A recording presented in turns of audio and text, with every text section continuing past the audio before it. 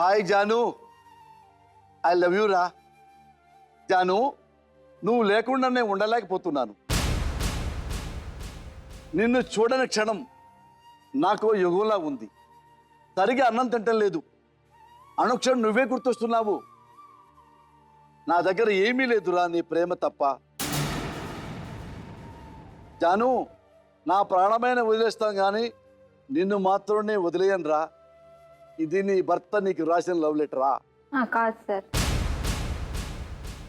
నీ భర్త నీకు రాయలేదా?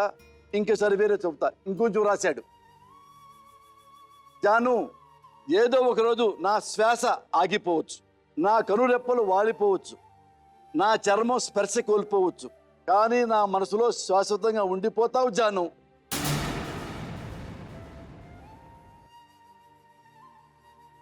ఇది సుమన్ రాశాడు, అంటే నీ భర్త. అవును సార్. నీ భర్త నీకే రాస్తాడు కదా, పెళ్లి కాకముందు నీకు లవ్ లెటర్ రాశాడు అనుకున్నా. నీకు కాదు రాసింది. నాకు కాదు సార్. ఎవరికి రాశాడు? తనకి ఎఫ్ఐఆర్ ఉంది, తనకి రాస్తాడు సార్. తనకి ఎఫ్ఐఆర్ ఉంది. అది ఆ అమ్మాయికి తెలుసు. పెళ్లి కాకముందుకు తెలుసు సార్, పెళ్లి అయిన తర్వాత తెలిసింది సార్ ఉందని. నిన్ను చేసుకున్నాడు. చేసుకున్నాడు. నీకు ఎప్పుడైనా ఒక లవ్ లెటర్ రాశాడా? లేదు సార్. మీది లవ్ మ్యారేజా, పెద్దలు కుదిర్చారా? అరేంజ్ మ్యారేజే సార్. Arrange marriage. ఇష్టపడే పెళ్లి చేసుకున్నావుగా? అవును సార్. ఇష్టపడే పెళ్లి చేసుకున్నాడు కదా, ఇద్దరు బిడ్డల్ని కని ఉండారు. అంటే నీతో సంతోషంగా ఉన్నాడు. ఉండకపోతే ఇద్దరు బిడ్డలు పుట్టరు కదా.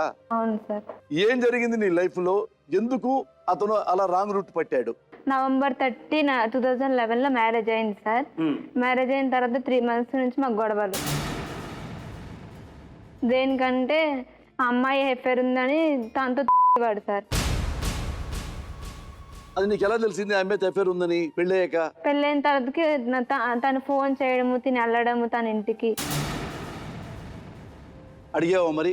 అడిగాను సార్. మా అత్త మామకు కూడా చెప్పాను సార్. నేను చెప్పినా సరే వినలేదు సార్. మా కొడుకు అటువంటి వాడు కాదు అనేవారు సార్. నీ భర్తను అడిగావా? నా భర్తను కూడా అడిగేవాడిని సార్.